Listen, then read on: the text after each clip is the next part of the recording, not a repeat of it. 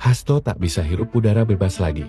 Pasalnya juru bicara KPK, Tassa Mahardika tegaskan, akan segera tangkap Sekjen PDIP, Hasto Kristianto atas kasus Harun Masiku.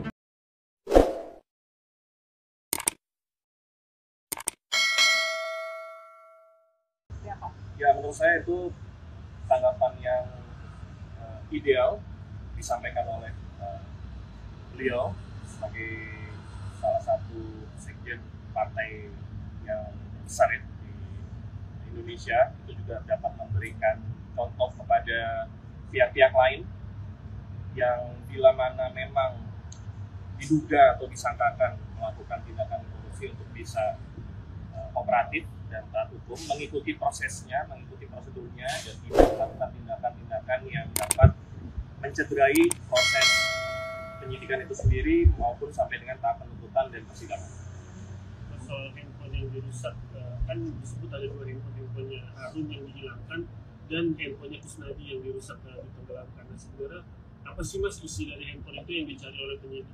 Ya, itu sudah masuk materi penyidikan, apa saja yang dicari, tentunya terkait penyidikan perkara yang sedang disangkakan. Dalam hal ini penyidikan untuk tersangka saudara Harun Masiku ya, itu yang digali oleh penyidik. Ibu dari PDIP bilang kalau 2 handphone itu tidak terkait kasus ini, benar Mas? Ya, saya pikir sah-sah saja siapapun, pihak manapun yang mengatakan hal yang bertentangan dengan apa yang disangkakan oleh penyidik.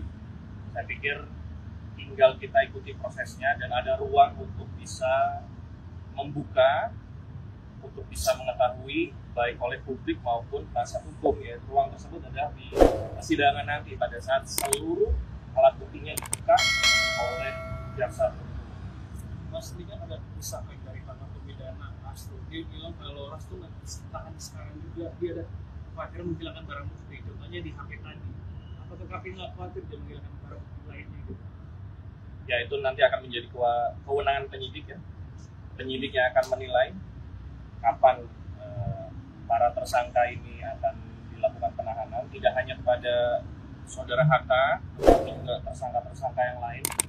Ada aspek material, aspek formil terhadap penahanan para tersangka, termasuk juga apakah perkara ini nanti akan siap untuk dilimpahkan ke jaksa penuntut umum dan untuk disidangkan. Kembali lagi bahwa proses penahanan itu ada masanya.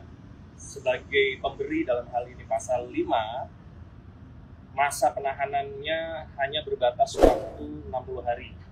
Sehingga nanti kita akan ikuti sama-sama apakah proses penahanan itu akan dilakukan segera atau memang menunggu kecukupan